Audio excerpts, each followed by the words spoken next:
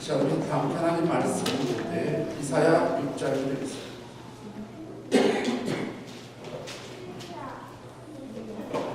구약성경 이사야입니다. 이사야 6장입니다.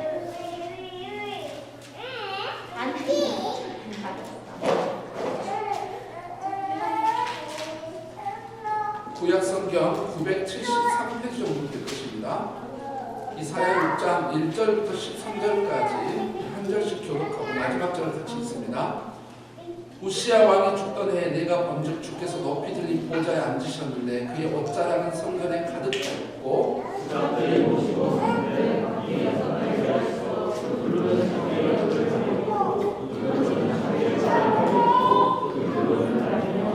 서로 불러 이르되 거룩하다 거룩하다 거룩하되 만군의 여호와여 그의 영광이 온 땅에 충만하도다 하더라.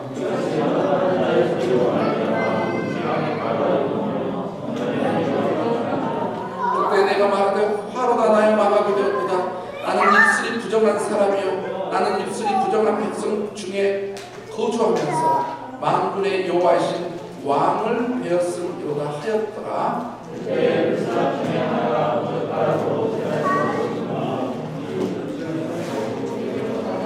그것을 내 입술에 대며 이르되 보라 이것이 내 입에 닿았으니 내 악이 지하여졌고 내 죄가 사하여졌느니라 하더라.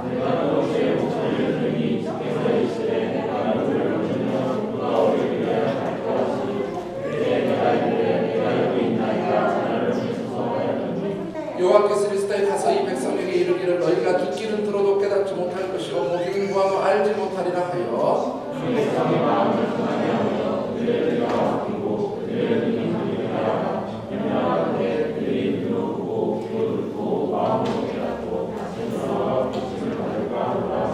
내가 이르되 주여 어느 때까지니까 하였더니 주께서 대답하시되 성읍들은 황폐하여 주민이 없으며 가옥들에는 사람이 없고 이 토지는 황폐하게 되며 여호와께서 사람들을 멀리 옮기셔서 이 땅 가운데 황폐한 곳이 많을 때까지니라. 읽겠습니다.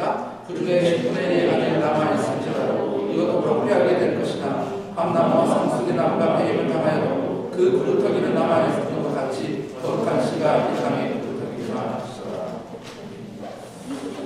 저는 오늘 본문 말씀을 통해서 하나님을 만날 때라고 하는 제목으로 말씀을 나눕니다. 기도하고 시작하겠습니다. 아버지 하나님, 이제 주의 백성들이 주의 말씀을 듣겠습니다. 어른부터 어린 아이들까지 하나님 말씀에 경청하게 하시고 말씀을 통해 하나님을 만나며 하나님의 뜻을 깨닫고 말씀을 통해서 우리가 더욱더 영적으로 성숙해지는 귀한 시간이 될 수 있도록 도와주옵소서. 이 시간 주의 성령께서 우리 가운데 온전히 역사해 주시기를 바라고 예수님의 이름으로 기도드렸습니다. 설교를 시작하면서 질문을 해보겠습니다. 여러분, 왜 예수 그리스도를 믿는 사람들이 구원의 확신이 흔들릴까요? 내게는 확신이 없을까요? 어떤 사람은 신앙의 진보를 원하나 뭔가 날이 갈수록 신앙이 진보하는 기는커녕 멈춰 있거나 퇴보된 것 같아요. 여러분, 왜 신앙에 이 멈춰지거나 퇴보가 될까요? 어떤 분들은 영적으로 신앙적으로 굉장히 무기력한 삶을 살면서 이건 아닌 것 같은데 왜 그럴까? 구원이 뭘까? 이런 사람도 있을 것입니다. 어떤 사람들은 거룩한 열망으로 인해서 자기 신앙이 성숙되기를 바라고 지금보다는 하나님 앞에서 더 변화된 삶을 살기를 원하는데 여러분, 왜 영적으로, 신앙적으로, 삶으로, 인격적으로 성숙하지 못하고 변화되지 못할까요? 어떤 사람들은 이 아이덴티티, 정체성의 위기와 혼란을 겪고 있는 사람들도 있습니다. 나는 뭘 해야 되죠? 어떻게 살아야 될까? 어떻게 사는 것이 하나님이 기뻐하는 삶일까에 대해서 근본적인 정체성, 아이덴티티의 문제에 대해서 혼란과 위기를 겪고 있는 사람들도 있습니다. 그럼 왜 그럴까요? 이 질문에 대한 답은 여러분이 설교를 잘 듣다 보면 발견하게 될 거라고 확신합니다. 자, 오늘 여러분이 읽은 성경을 이해를 위해서 제가 몇 가지 배경을 좀 설명하고자 합니다. 시대는 예수님이 오시기 전 700년대입니다. 정확히 말하면 740년이고요. 예수님께서 오시기 전 700년대, 700년 전의 사건입니다. 아직 이스라엘 국왕국 이스라엘은 아수르에서 멸망을 하기 직전이고요. 722년에 했기 때문에 그런 시대고 이스라엘이라는 나라가 두 나라로 나누어져서 분열 왕국 시대입니다. 북왕국 이스라엘이고 남왕국 유다가 있잖아요. 지금 이 이사야가 활동하고 있는 이 지역은 남왕국 유다입니다. 분열 왕국 중에. 그리고 왕은 우시야 왕. 나중에 이사야는 60년 동안 선지자 활동을 하면서 물론 북왕국에도 잠깐 하게 되겠죠. 잠깐 몇 년 했고 주 무대는 남왕국 유다가 되는 것입니다. 자, 우시야 왕. 이사야의 이름의 뜻은 구원이라고 하는 이름의 뜻이 있는데 이사야는 왕족 출신입니다. 왜냐하면 우시야 왕이 사촌이거든요. 그러니까 지금 사촌이기 때문에 어디서 살고 있어요? 궁중에 살고 있습니다. 왕족이에요. 성골 출신입니다. 그러니까 같은 선지자여도 완전히 달라요. 삶이 다른 겁니다. 목회자들도 성골 출신 목사님들을 나름 부러워하고 있거든요.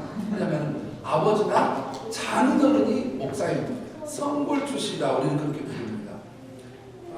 근데 가끔 잡골에서도 위대한 인물도 나오기도 합니다. 근데 왕족 출신이에요. 왕족 출신. 우시야 왕의 사촌이기 때문에. 그래서 그는 어렸을 때부터 궁중에서 자랐기 때문에 삶에 어려움이 없었습니다. 궁중도 선지자예요. 왜냐하면 선지자 오늘 본문에 이때 소명을 받은 게 아니라 이사야는 더 일찍이 소명을 받았습니다. 근데 하나님을 만나지를 않았어요. 그냥 어떤 소명을 받은 거죠. 그래서 살고 있었어요.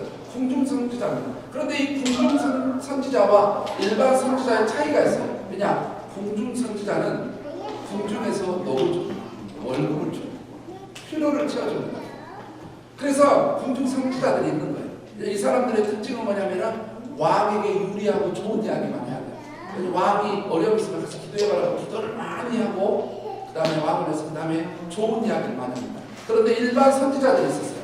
가끔 일반 선지자들은 어떻게 하냐면은 참 진리를 말합니다. 진실을 말해요. 하나님 앞에 들었던 말씀을 가서 전해라 그러면은 그대로 전합니다. 그러니까 좋은 이야기도 있지만 예언도 있지만은 사람들이 듣기 싫은 예언도 하잖아요. 너희들 멸망한다. 하나님이 저주한다 했다. 막 이렇게 이야기를 하는 거죠. 그러니까 이때 당시에 참 선지자들의 삶의 세 가지 특징이 있었는데 가난했어요. 궁중이 없으니까. 왜냐하면 그 다음에 두 번째 핍박을 많이 받아요. 세 번째 뭐냐면 순교도 당합니다. 자, 일반 선지자 이렇게 살았어요. 가난하고 핍박받고 순교를 당해요. 자, 이런 상황에 선지자들이 그러다 보니까 점점 사라지게 되고 참 선지자들이 없어져 가고 있는. 이제 궁중 선지자들은 더 좀 변질된 거죠. 왜냐면 월급을 따박따박 주니까 안 좋은 이야기는 안 한대요. 좋은 이야기만 딱 하고 있는 거예요. 그러던 어느 날 거룩하신 하나님 성전에서 열심히 섬기고 있는 성전 중심으로 섬기고 있는 이사야에게 느닷없이 어느 날 나타났습니다. 하나님은 아무 말씀을 안 하셨어요. 처음에 아무 말씀을 하지 않으셨고 그냥 성전에서 거룩한 모습으로 임재하셨고 그 거룩한 모습에 천사들이 찬양하는 그 모습을 보여줬어요.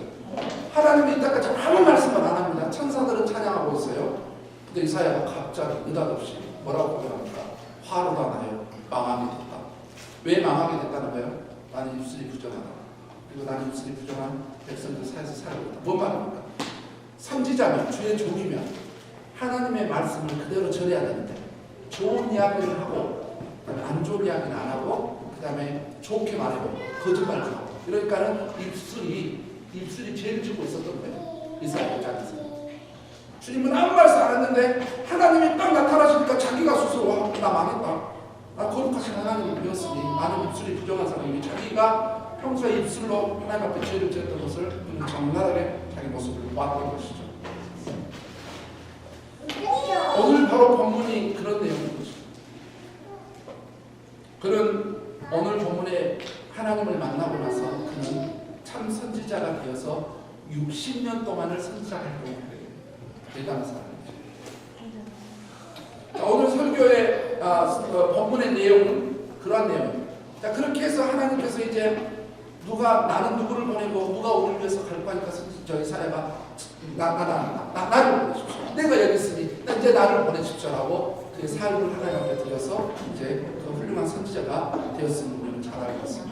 저는 오늘 이 본문 말씀을 통해서 많게는 3번, 적게는 2번 설교니까 오늘은 그 중에 2분의 1 내지는 3분의 1만 할 겁니다. 오늘 이 말씀을 전하고 나서 다음 주는 선탁이라 안 하고 첫째 주는 신년주의도 안 하고 그 다음 주는 서모세 목사님 오셔서 하기로 했으니까 안 하고 제가 1월 셋째 주에 다시 이 본문 말씀을 이어서 갈 겁니다. 자, 하나님을 만나는 것이 왜 그렇게 중요하냐?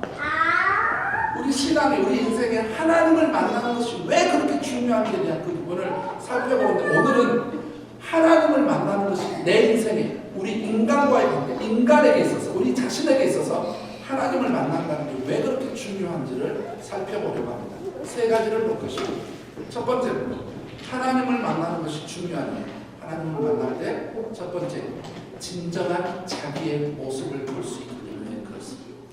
볼까요? 5절에 뭐라고? 다시 한번 가겠습니다. 그때 내가 말하고 화로가 나여 망하게 되었다.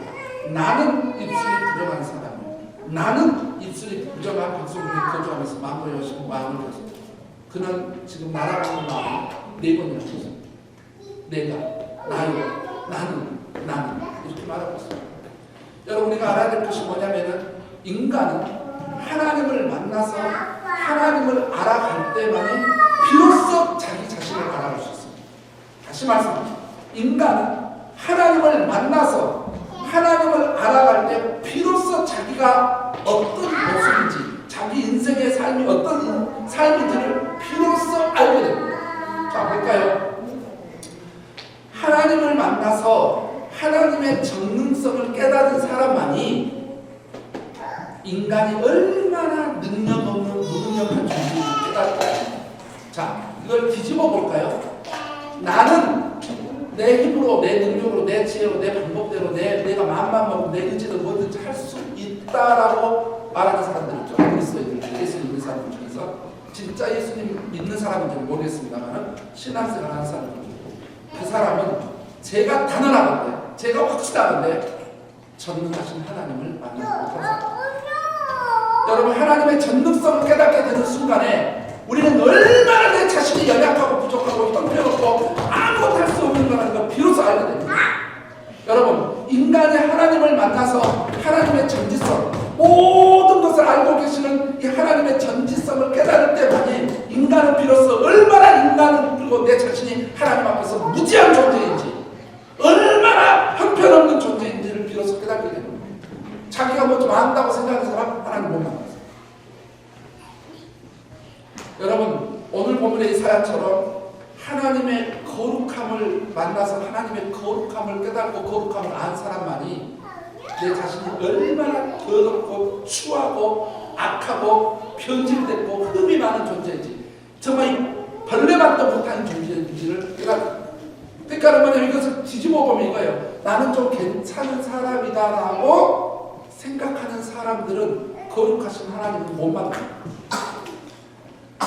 여러분 하나님의 가운데서 여러분의 우주를 한번 생각해보세요. 이 하나님이 얼마나 저 은하수라고 보세요. 별을 보세요. 갈 수 없는 우리가 인류가 갈 수도 없는 평생 가도 안 되고 몇 대가 죽어도 못 가는 저 먼 세계 5월이면 갈 수 있고 그 다음에 블랙홀 타고 뭐 타고 갈 수 있다고 사람들 그거는 자기 다 로망이에요. 열망이에요. 자 보세요. 가설이기 때문에. 근데 하나님의 이 광대에서 얼마나 하나님의 위대한지를 깨닫는 사람만이 비로소 뭐냐면 인간은 너무 작은 존재라는 것을 비로소 저는 하나님께서 이 우주 마음을 우리에게 보여주신 이유가 인간이 얼마나 작은 존재인지를 좀 깨달으라고 저는 주셨다. 여러분 나름대로 어떤 사람들은 자기가 그 사람을 좀 사랑하고 사랑이 있는 사람이라고 생각하는 사람들도 있어요. 그런데 우리가 인간이 하나님을 만나서 하나님의 진정한 사랑을 깨달으면 깨달을수록 나에게 사랑이 없음을 깨닫게 됩니다.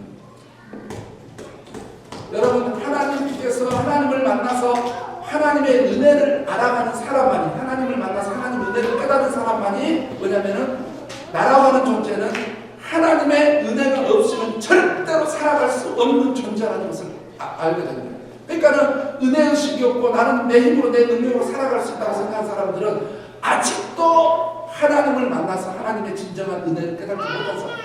찬양은 그렇게 하지만 은혜를 깨닫지.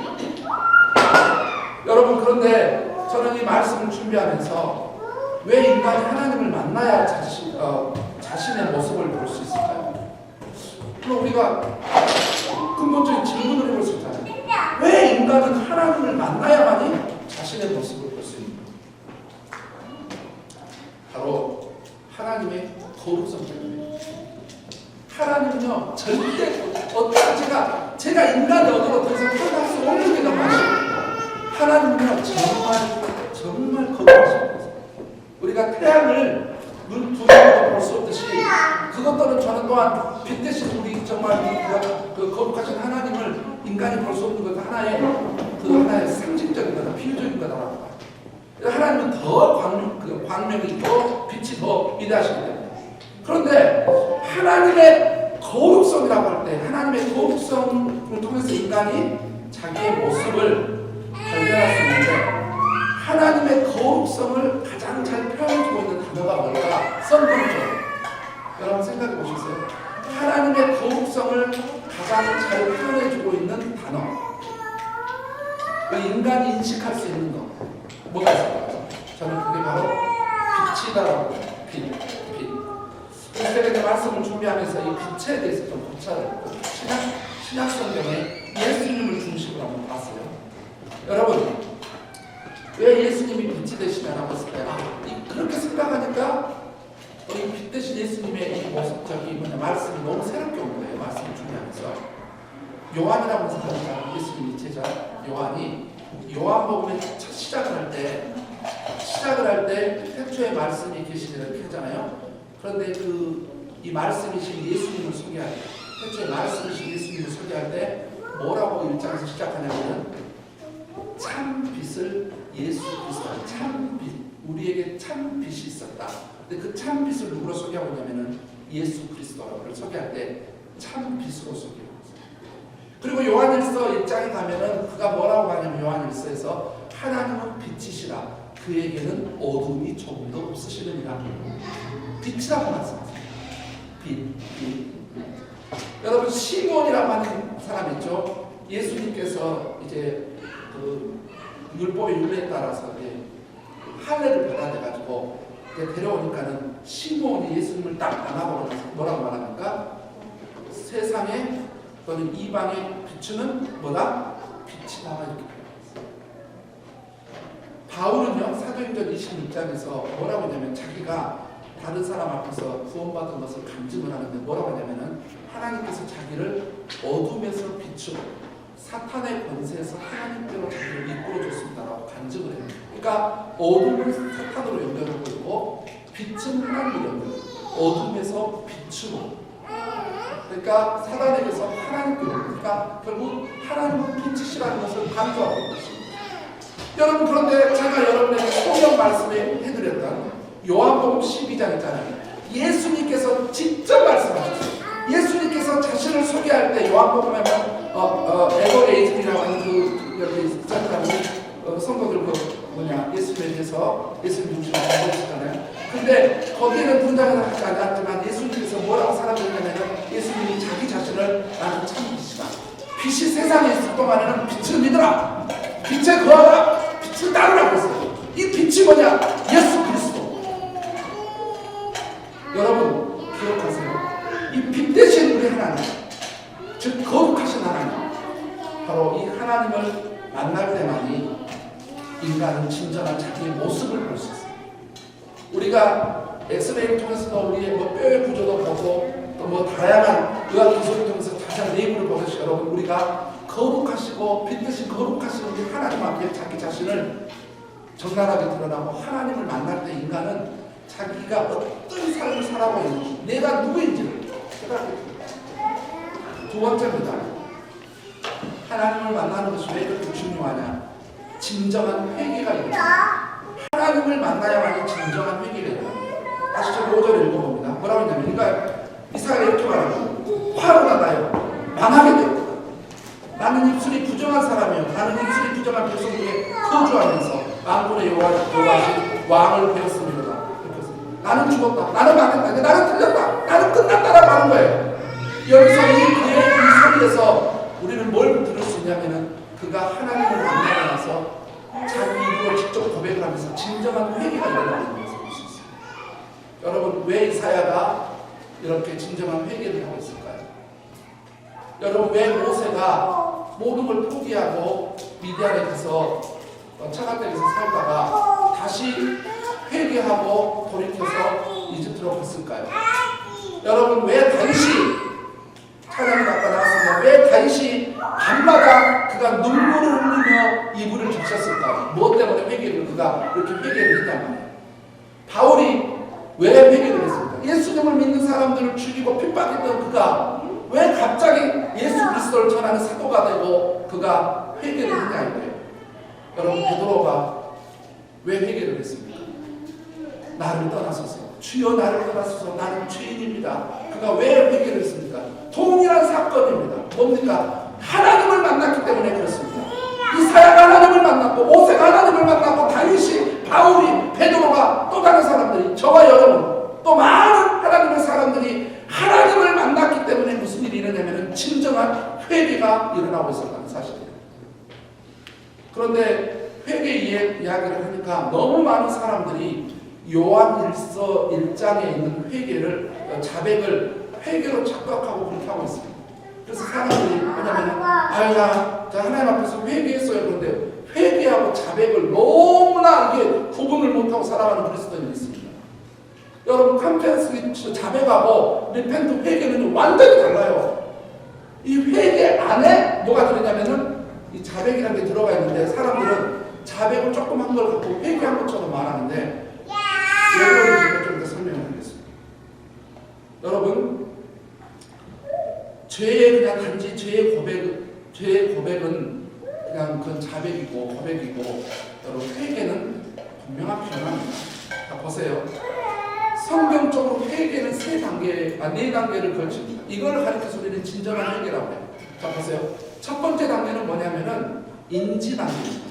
인지 단계는 뭐냐면은 내가 하나님의 말씀을 들었거나 누가 이야기를 했거나 성령님이 깨닫게 해줬거나 어떤 형태로든 자기가 하나님 앞에 지은 죄를 내가 이 죄를 지었구나 인지하는 거예요. 깨달은 거죠.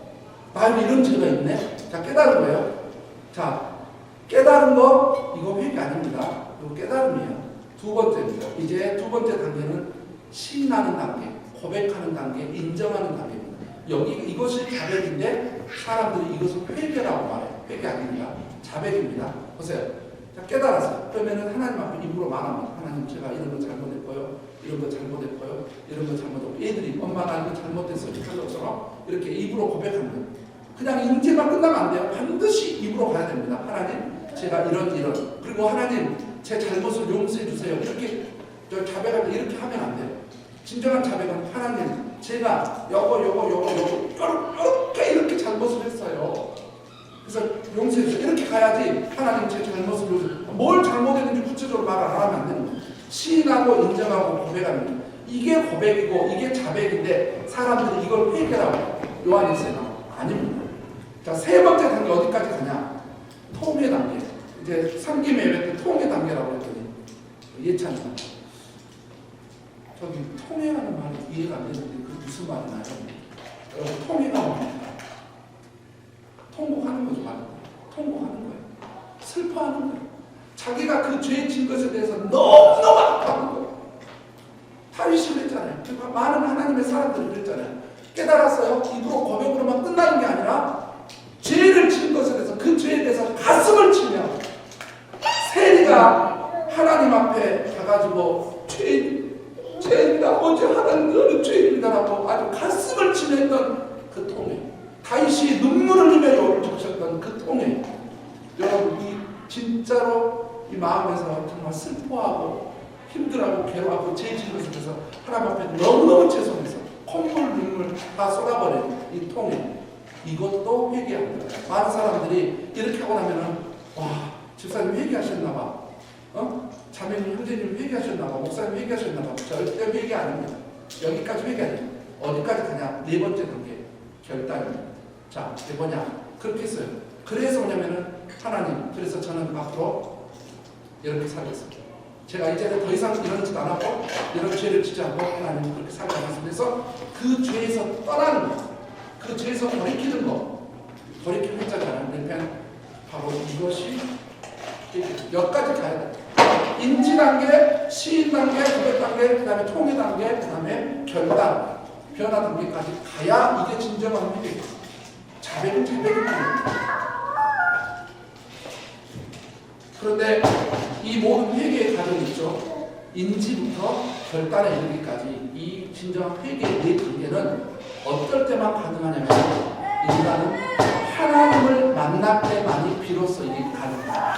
성령님이 만나주지 않으면, 하나님께서 만나주시지 않으면 인간은 절대로 자기가 무슨 죄를 지었는지 그 다음에 그거에 대해서 자백도 통해도 결단도 안 일어납니다.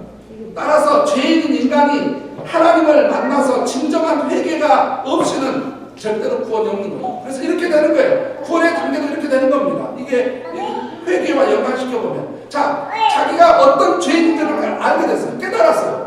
내가 철저히 내 인생의 주인이 나였고 말씀대로 살지 못한 죄가 있고 정말 세속에 이 모든 더러운 죄악들 얼마나 내가 큰 죄인인지를 깨달았어요. 다 깨달은 순간에 이제 시인이 돼야 되겠죠. 하나님, 제가 인생의 제 주인이 저였어요. 돈이 제 인생의 전부였어요. 저는 세상적으로 살았어요. 그러면서 제가 온갖 더러운 것들을 지하면서 입으로 시인을 해야 돼요. 구체적으로. 그럼 어디까지 가냐? 자기가 그 죄에 지은 것에 대해서 통회를 해야 되죠. 왜냐? 내 이 죄가, 내가 죄인 되려고 했던 이 죄가, 말씀대로 살지 않았던 죄가, 하나님을 온전히 섬기지 못했던 이 죄가, 말씀대로 살지 못했던 이 수많은 죄악들이 결국 예수 그리스도를 십자가에 못 박게 하는 죄가 바로 이 죄였기 때문에 이 죄에 대한 철저한 통회가 있어야 되는 겁니다. 하나님 앞에 나는 죄인이라고, 하나님 나를 멸망할 수밖에 없다고, 나는 그대가 나를 망하게 됐다고, 나는 지옥에 갈 수밖에 없는 죄인 중에 계수라고 철저히 통회가 일어나게 되는 거죠. 성령님의 역사를 통해서 일어납니다. 그래서 이제 마지막에 결단을 하는 거죠. 그래서 이제 예수님께서 십자가에서 피로 내 죄를 용서해 주시고 죽은 삶을 또한 사실을 믿고 예수님을 내 주인으로 삼겠습니다.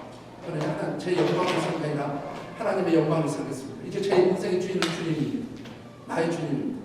그러면서 완전 이제는 자기가 주인이었고 세상 모든 사람을 주를 섬기지 않았던 사람이 완전히 예수님께 돌아서서 이제 하나님만 섬기고 하나님 내 왕이요 내 주인이요 제 인생의 모든 것을 하나님께 드리겠습니다라고 결단하고 돌이키고 진정한 변화가 일어난 여기에서 어떤 역사가 일어나면 비로소 여기서 구원의 역사가 일어나게 되는 겁니다.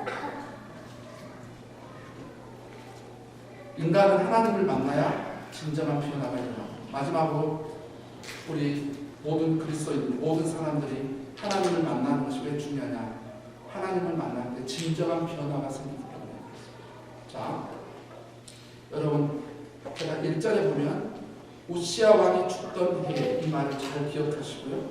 8절을 보면 내가 여기 있나이다 나를 보내소서, 이 말씀이 지금 이사야를 어떻게 변화시키고 있는지 보세요. 여러분, 우시야는 말씀드렸듯이 누가 있습니까? 사촌이 공중 선지자예요. 그러니까 이것은 공중 선지자고 이것은 보여주는 거지만 이게 영적인 의미, 우리에게 주어진 게 뭐냐면은 이사야가 철저히 자신이 의지하고 붙들고 있었던 게 우시야가 나왔어요. 왕족이니까, 그리고 자기 사촌이 왕이니까 아주 궁중에서 예루살렘 성 안에서 이렇게 다른 사람은 어떻게 살아도 나는 뭐 아무 걱정 없다. 철저히 붙들고 있었던 그 의지가 뭐냐면은 바로 우시야 왕이에요. 그리고 나를 보내서서 보세요. 이때 당시에 참 선지자들은 다 가난하고 뭐냐면 핍박받고 죽어요. 그런데 나를 보내십시오. 쉽게 말하면 내가 그 사람이 되겠습니다라고 하잖아요. 그러면 이것을 좀 더 구체적으로 들어가면 이사야가 하나님을 만나서 변화될 것은 하나님보다 더 의지하고 있었던 모든 것들을 다 내려놓고 완전히 그에 말살해버리고 오로지 하나님만 의지하게 되는 것이고, 또 하나는 하나님을 위해서 자기의 삶을 완전히 들여서 이제는 주님을 위해서 살겠습니다. 제 모든 삶을 주님께 드립니다라고 하는 진정한 헌신이 여기서 일어납니다. 여러분, 인간은 하나님을 만나서 그분의 임재, 그분을 만날 때만이 인간은 뭘 알게 되냐면 내가 그토록 의지하고 날 붙들고 있었던 그것을 비로소 놓게 되고 하나님을 붙들게 됐습니다. 그리고 부분적으로 하나님 앞에 찔끔 이렇게 헌신했던 그 헌신의 삶이 뭐냐면은 그런 삶이 아니라 전인적으로 내 삶의 모든 것을 주님 앞에 드리기 위해서 내가 여기 나를 보내소서. 인간은 이래요. 이것을 잘 가르쳐주고 있는 예화가 있는데 어느 날 닭하고 돼지가 둘이 토론을 해봐요. 우리가 주인을 기쁘게 하자. 돼지야. 왜 그러니까 돼지가. 그러면 어떻게 우리가 주인을 기쁘게 할 수 있을까? 그걸 그랬더니. 그러니까 이제 닭이 조금 머리가 좋아요. 그래서 이렇게 말을 했대. 너는 햄을 드려라 주인에게. 나는 계란을 드릴게. 그러니까 이 돼지는 뭐 말인지도 모르고 그래. 그렇게 하면 되겠다. 나는 햄을 드릴게. 너는 계란을 꼭 드려라. 그렇게 하자. 그래서 돼지가 햄을 드리려다 보니까 어떻게 됐어요? 죽어버렸어. 죽어야 햄이 나오니까. 닭은 뭐냐면은 계란만 나오니까 결국 돼지는 죽고 사는 사람. 여러분, 닭과 같이 주님 앞에 드리면 안 돼요. 돼지가 네? 자기를 완전 통째로 드려요. 그런데 이런 삶이 특별한 사람에게만 나타나는 게 아니라 기억하세요. 하나님을 만난 사람은 나를 보내셔서 내가 여기는 자기 삶을 다 드리게 돼 있어요. 하나님을 만난 사람은요, 그 어떤 것도 아닌 하나님만 붙들고 살아가게 돼 있어요. 이제 우리 시야가 죽어도 아무 상관이 없는 거예요. 그래서 자기를 보내달라고. 나가면 가난하게 되고 핍박하게 되고 죽게 되는데도 나를 보내십시오. 하나님을 진실로 만나지 못한 사람들의 특징이 그래서 뭐냐면 하나님을 온전히 의지하지 못하고 하나님께 온전히 헌신하지 못한 겁니다. 다른 이유가 아니에요. 사람들이 무슨 신앙심이 없어서가 아니라 하나님을 온전히 의지하지 못하고 온전히 헌신하지 못하는 이유는 하나님을 만나지 못하는 겁니다. 인간은 자신이 변화되려고 노력하면 조금은 도움이 되겠지만 인간의 근본적인 진정한 변화는 하나님을 만나면 가능합니다. 그래서 여러분 세상적인 이런 말에 속지 마세요. 사람은 절대로 변하지 않는다. 본인이 변화되지 해보지 않았으니까 그런 말을 하는 거예요. 그리고 세상 사람들이 이걸 깨닫지 못하는 겁니다. 사람은 절대로 변하지 않는다. 그러면요, 이사야는 왜 변해? 모세는 왜 변합니까? 다윗은 왜 변하고 바울은 왜 변합니까? 왜 변합니까? 사람은 특징이 있어요.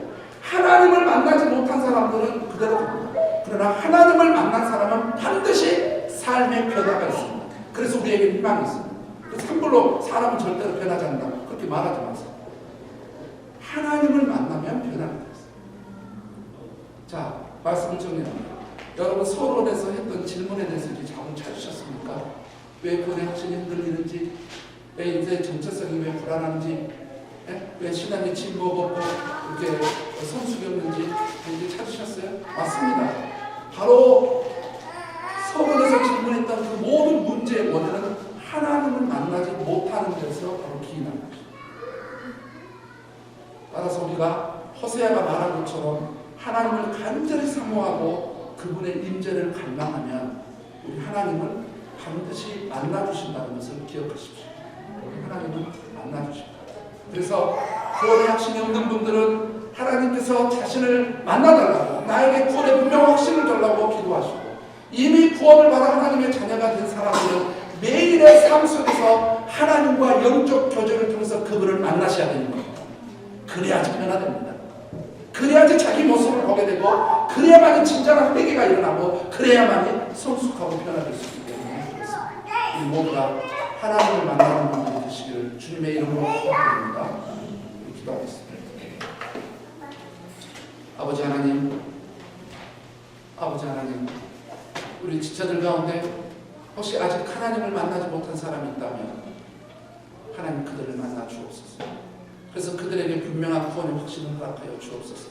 이미 하나님을 만나서 구원을 받은 하나님의 자녀들, 하나님과 영적으로 아버지 하나님 잘 커넥팅되고 연결되어져서 영적 교제가 잘 이루어져서 매일의 삶 속에서 하나님을 만남으로 성숙하게 되고 변화되게 되는 놀라운 은혜가 있도록 주여 함께하옵소서. 예수님의 이름으로 기도했습니다.